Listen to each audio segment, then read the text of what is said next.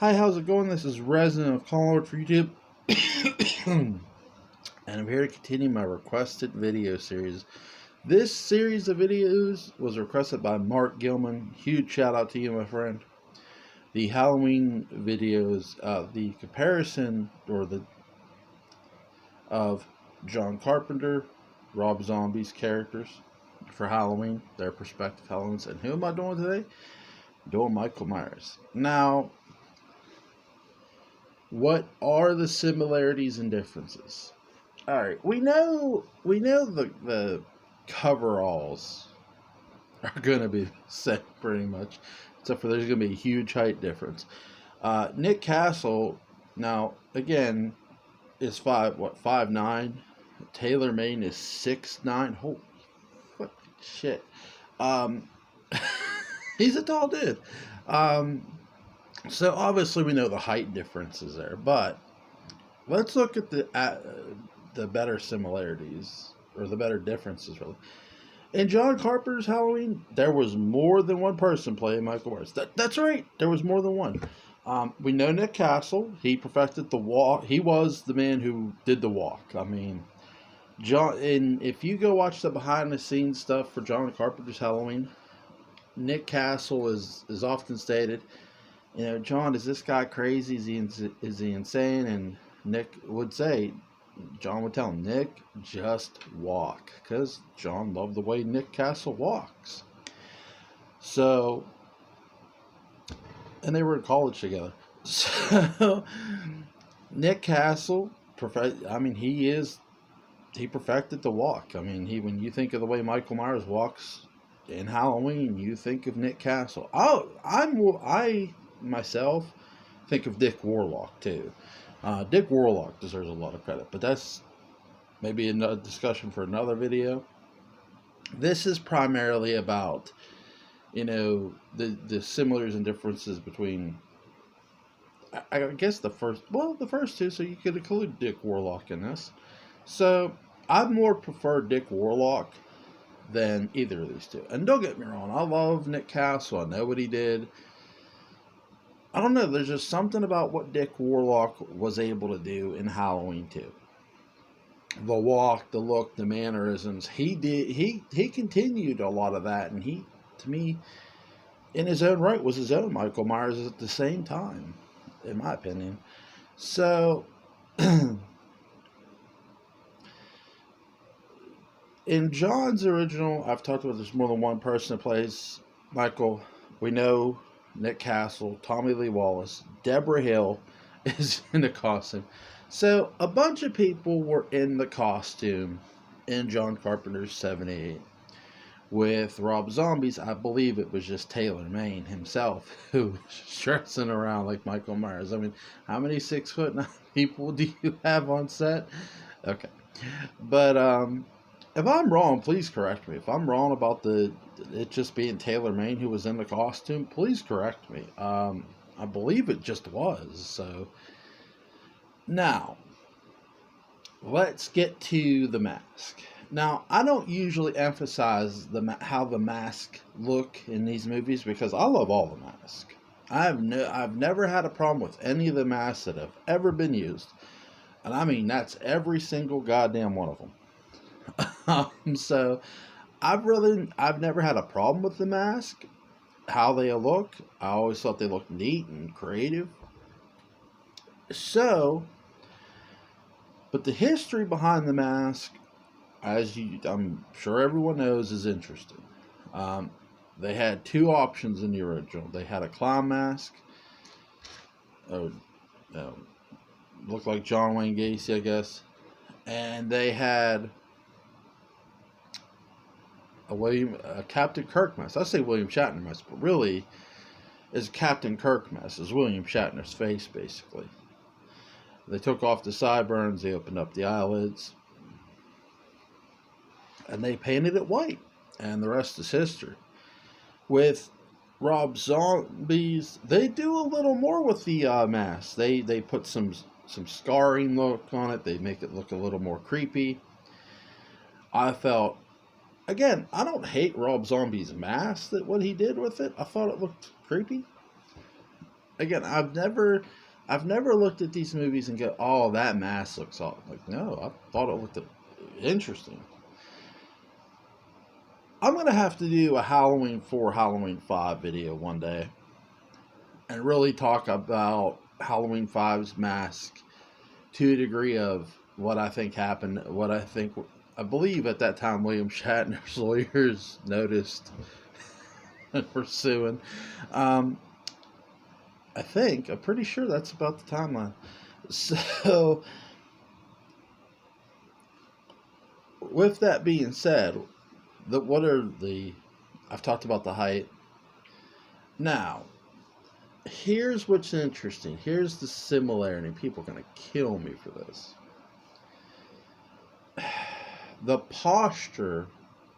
By posture I mean stance, and the way they stand, the Michaels stand, is similar. I do think Taylor Maine, for all the wrongs you might want to point out he did with Michael, fine. I wouldn't argue that, but if you're gonna point out the wrongs, you got to point out the things he did correctly too. And to me, the stance, him standing, the way he walked, well, really, I guess it depends on what version you watch. I feel at times, they didn't show Michael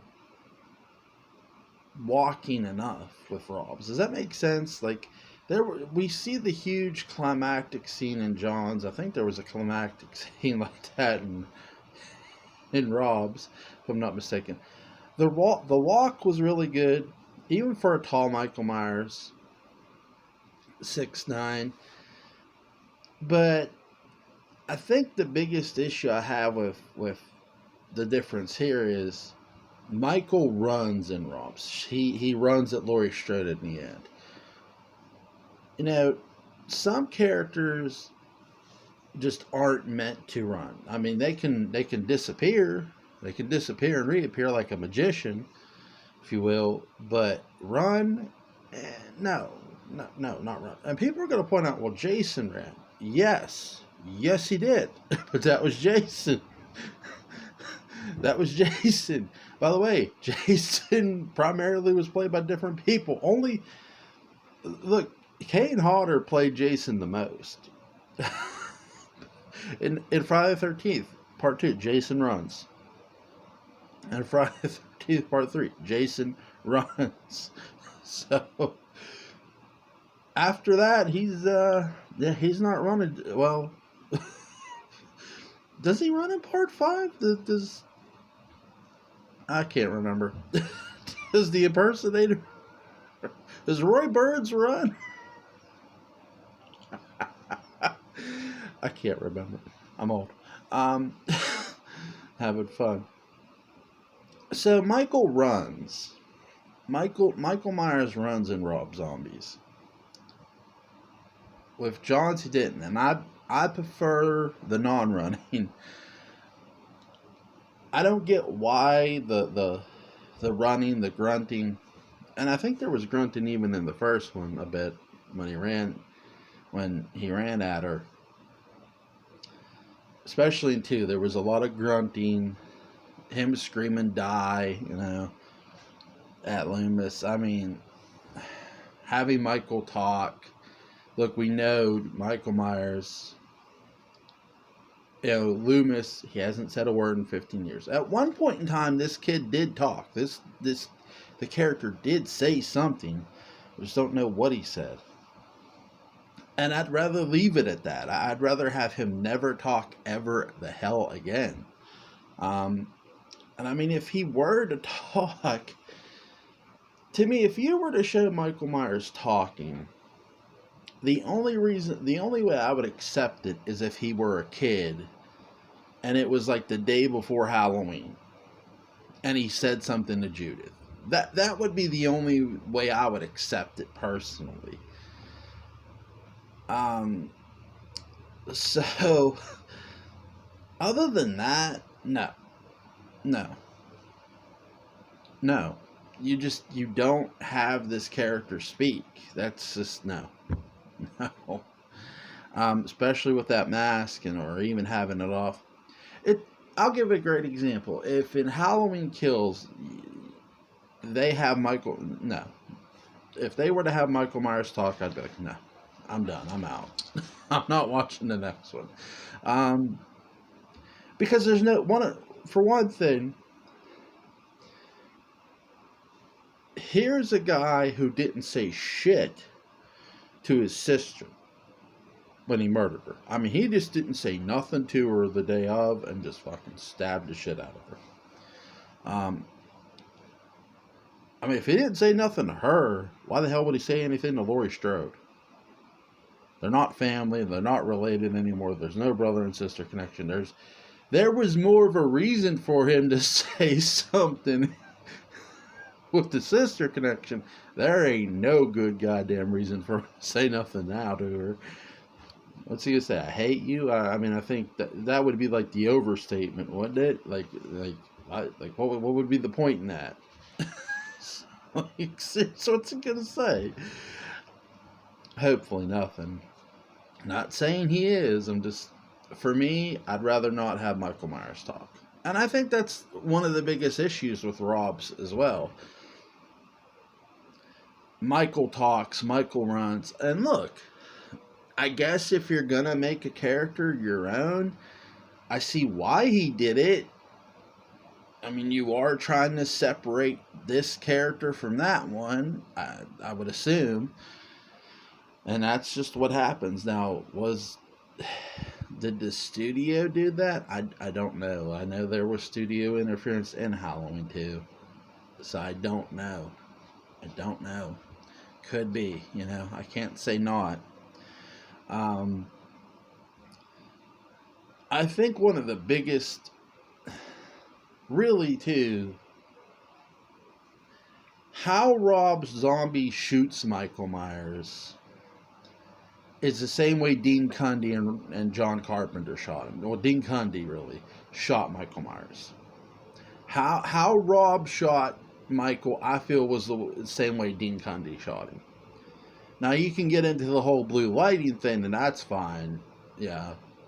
But other than that, when I watched Rob's 07 movie, I saw a lot of Dean Cundy style shooting.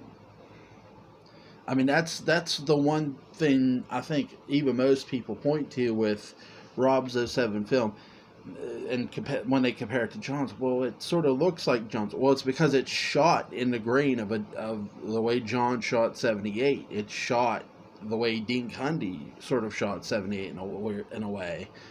It's shot similar enough, I'll say. And Michael Myers is the same way. He's shot similar enough. For example, when Michael's a kid, Rob has this over-the-shoulder shot of him looking at these kids walking away. How he's going to kill those kids. Now, in John Carpenter's 78, you see an over-the-shoulder shot of him looking at Laurie. So that's where the similarities, you could say, well, they were shot the same. Obviously, I've talked about the height, talked about the mask, coveralls. Do these characters have the same exact backstory? No, they don't. Granted, they're both from the town of Haddonfield. That is similar. But Michael Audrey Myers, John Carpenter's Michael Audrey Myers, if you include the sister connection, you don't know why. I don't know why he killed his sister. Why did he kill his sister and go after one? No one knows. Just no one knows. You still don't know why he's doing it. He's killing his sister. Jesus Christ. And even if you don't have the sister connection, you're still going, well, why the hell is he doing it? Okay. So, John never really gave a reason why. People believe he did. I don't. And you're entitled to your opinion, but I just don't believe John ever really gave Michael a reason why. And that's fine. Rob Zombie, Rob gave Michael a why. I mean, he had a family who was pure piece of shit. White, I mean, just, his stepfather was a dick. But here's the thing, though, too. And I noticed this, and I hate to admit this. Yes. Prior to this video, I actually went back and watched Rob's '07 movie.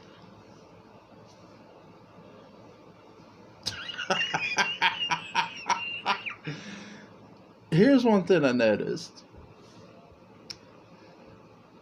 Is his family being a dick the reason? I'm not so convinced. And here's why. Because we don't know exactly at what pinpoint in time he started murdering his animals. It seems to have been longer than what I even think Loomis is believing it is. So, was his family the reason? Could be.